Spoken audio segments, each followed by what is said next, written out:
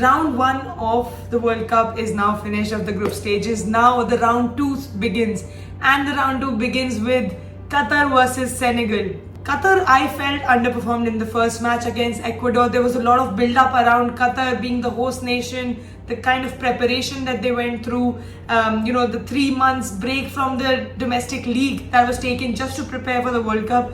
But unfortunately, they did not come up or meet the expectation that was created around Qatar, and that was a setback for me. A lot was talked about the Asian champions, but they just did not look as impressive as the things that were talked about them.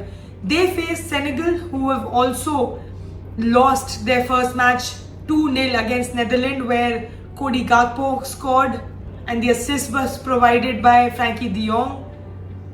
The other goal was scored by Davy Klaassen, who came on as a substitute in the second half but did make an impact. Senegal are now joint bottom with Qatar in this group, and both of them have the same goal difference. So both the teams will be fighting to get some points out of this match to have a chance to better their ranking in this group, because only 2 teams from each group progress to the next round. The other match from this group is between Netherlands and Ecuador, both the teams come from a win in the last game. Both the teams scored 2 goals.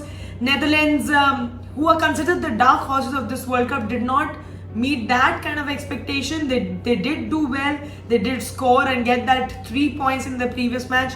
But if they want to progress and top this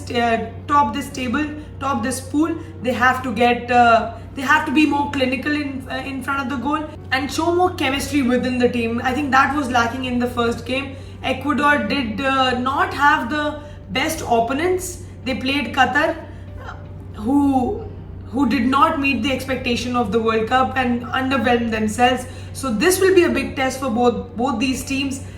I do favor Netherlands in this team, but let's see what Ecuador brings to the table. The 3:30 p.m. kickoff is between Wales and Iran.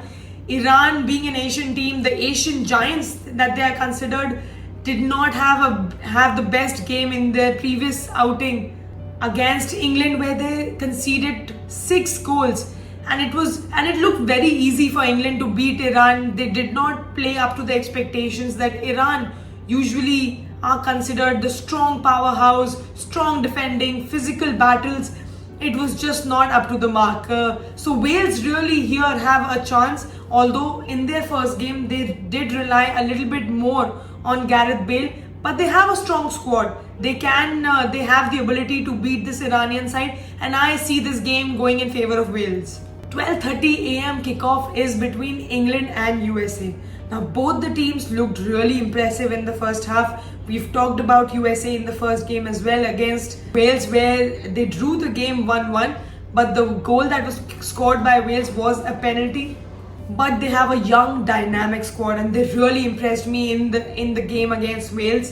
But England, on the other side, they did let 2 goals in against Iran, but while attacking with the star power that they have, with Jude Bellingham, Rice in the middle, Harry Kane, Saka getting 2 goals in the previous match. They do offensively, they look really strong. They've got multiple options to change with. They've got depth in the squad. Defensively is where the concerns start. Can they keep a clean sheet against USA? Because USA now does not only rely on Pulisic. They've got some really talented players in their squad with Timothy Weah, McKennie, and the midfield looks really, really strong. You have Musa, Adams and McKennie dominating that midfield. It will be interesting who wins that midfield battle. They do have goals in them, but England are a very strong squad. And predicting this game is slightly difficult, although I would, with the offensive firepower this team has, I do favor this game going in favor of England.